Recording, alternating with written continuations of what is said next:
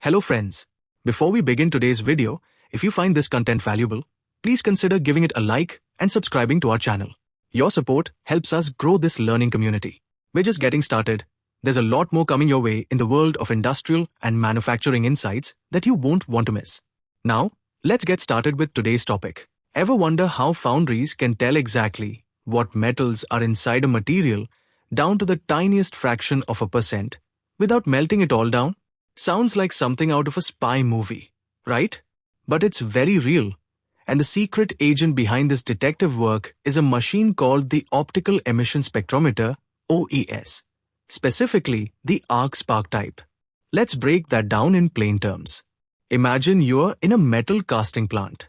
There's a pile of shiny scrap, and you need to know what's in it before melting it into something new.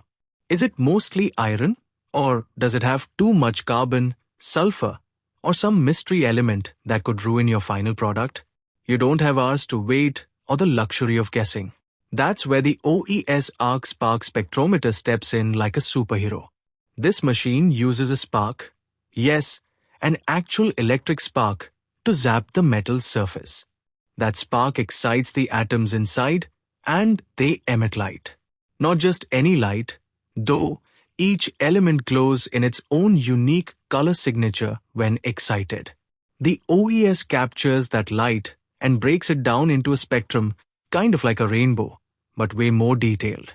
Then, using that spectral data, the machine tells you precisely what elements are in the sample and in what percentages.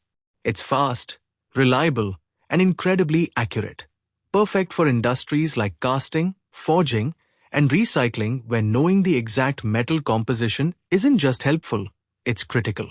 So next time you see a huge furnace full of glowing molten metal,